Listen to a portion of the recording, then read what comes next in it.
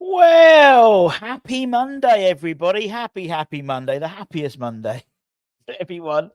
God, this weekend's gone so quick, get it? And we have one weekend of non-West Ham football before it all starts again next Monday with West Ham taking on Brentford. As mentioned, we will be doing the Brentford like watch along and stuff like that and all the coverage. However, all money donated and money gained through ad revenue for the Brentford game goes towards the Iron supporting food banks. So obviously we know we're well in. We've got there's the boycott as well. So obviously with the boycott, the Iron supporting food banks, that's one of their major sort of fundraisings is the actual game itself. And with less people attending, there's going to be a deficit there in terms of helping those less fortunate. So that's what we're doing. And all that will be going towards the Iron Supporting Food Bank. So any obviously super chats or something during the actual on Monday itself will go towards that. Anywho, talking about money, an interesting article from Sean on Claret Hugh sort of paints quite a somber picture actually in terms of the effects, financial effects of the last two very poor appointments in terms of head coach, in terms of Julian Lopetegui, and in terms of Mr. Graham Potter. Potter, who is apparently on the shortlist for the Rangers job, although it does like Danny Rowe is going to be getting it, but he's apparently second favourite. But West Ham, according to Sean, could fork out as much as £20 million in compensation for Julien Lopetegui and Graham Potter when accounts released at the end of this year or early January are announced. The cost of disposing, what a lovely word, Tim Steidten, Julian Lopetegui and his backroom staff, plus paying compensation to Chelsea for Carl McCauley is estimated to reach about 10 million quid, which is what we sort of said to. But the cost of disposing, so I've been watching that monster Ed Gern story and just has a completely different tone, the word dispose now. He's pretty fucked up. So the cost of releasing Graham Potter, his backroom staff, and obviously Carl McCauley, who was released from his post last week, could cost another £10 million in the assumption they don't land similar jobs with other clubs quickly. Obviously, Potter is very much, his name's been announced for recent jobs. So if that doesn't happen, then 10 million quid. There was a story that Julien was offered, I think it was the Qatari World Cup manager role or something like that. And they weren't paying him enough. So he apparently came to the club and asked whether they could subsidize the extra. And the club told him no.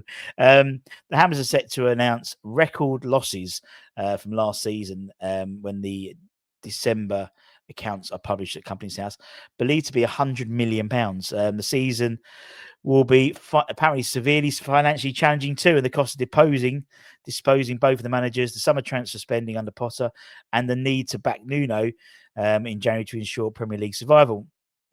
Now, I think that the timing of all this, obviously, the club always announces, we announce our sort of accounts at the end of the year, end of the calendar year. So, it sort of paints a gloomy picture in terms of what's going to happen with January. It's almost like, oh, look, we've lost all this money. So, but the fact is, one of the reasons why we've lost the money is the poor appointments. That's £20 million. Not only that, but obviously then you're back to Lopetegui with money to bring in players. You back to lots of Max Kilman and stuff like that. We're going to talk about Max actually later on. And then with Potter, you've backed him. We've sold Kudus, but still that was needed to balance the books. And it does seem a bit of a mess at the moment in terms of money. But what's happening soon is the Premier League clubs are going to vote whether to scrap PSR completely and adopt an alternative system more aligned to how UEFA do their financial fair play. The current regulations under PSR introduced in 2015-16 prevent clubs from overspending, allowing losses of 103 million over a 3-year reported cycle. If they're not voted on, I'm sure West Ham will vote to have them scrapped, because if PSR are not scrapped, then we could find ourselves in a bit of trouble next season, assuming obviously we don't get relegated even more so. So because of the 3-year period, so because we made profit 2 years ago. Last year we didn't make a profit, and this year we didn't make a profit. So it's sort of okay. But next year, unless something drastic happens, we might be in a bit of sticky bother next year potentially. And in essence, wasting £20 million on the 𝗧𝗪𝗧𝗧 era, plus obviously the players we bought in who we probably won't get much, maybe a couple return, but maybe not a lot of return on investment. Does put a little, it does put a little bit dampener. But obviously, the fact is, regardless of that, we need to be in the Premier League next year because financially, I think we're probably one of the clubs that really depend on Premier League survival for our cash flow, so to speak, or lack of it at the moment. So it does sort of pale into comparison. Actually in January we do need to invest in the squad, and that's the trouble when you've got the wrong managers in for the last 2 years, and they've invested in their own squads. You end up with this patchwork squad, and because we got rid of 𝗧𝗛𝗘, there was no plan, there was no continuation. So it's almost like, return back to factory settings, rip the script up and start again. And we've done that 3 times now, which isn't good. So the poor decisions in terms of the appointments of the head coaches and the subsequent spending has put us in a real problem. And that decision was made by the board, wasn't it? In terms of who they bring in, you don't bring in, Graham Potter didn't just turn up and just sat in the chair and no one sort of questioned him. He was interviewed and he was selected in the same way that 𝗧𝗪𝗧𝗧𝗧 was interviewed and selected, despite the assumption that 𝗧𝗪𝗧𝗧 wanted him in terms of Julian 𝗧𝗪𝗧𝗧. I very much doubt that was the case. It was a cheaper option. As we know, we do tend to go to the cheaper option. Someone like 𝗧𝗪𝗧𝗧 would have wanted someone like Hans Flick, who's doing really well at Barcelona, or Stefan Hoeneß at Stuttgart. He was one I wanted. But we'll see how this pans out in January. Obviously, starting to be linked with players going into the January transfer window. I appreciate it's a little bit early, but there were a few rumours over the weekend, so we'll put them together at Hammer's headlines. But it's interesting, the timing of that article, and obviously that coincides with the time leading into January. So I think, if you want the players that Nuno wants in, we're going to have to think creatively. And as I said, I think one silver lining is, I think, Nuno's relationship with Jorge Mendes, because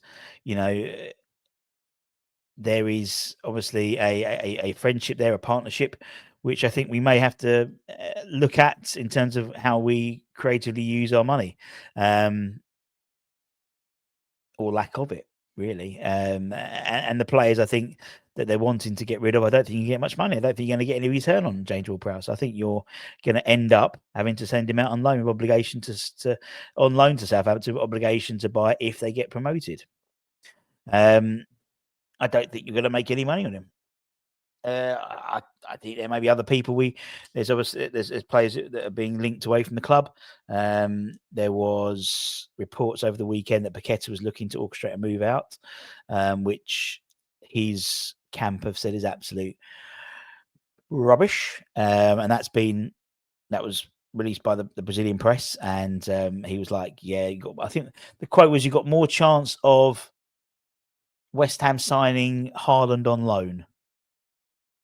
But there's only going to be a few sellable assets in terms of West Ham, and it puts us it could put us in a precarious position next season. Anyway, we'll come to that bridge when we cross it. But anyway, Hammer's headlines talk about a couple of players we've been linked with, and have a great rest of the day. I'll be back later on. No, it'll be no academy show tonight because there was no 18s or 21s football over the weekend. And take care. Much love. See ya.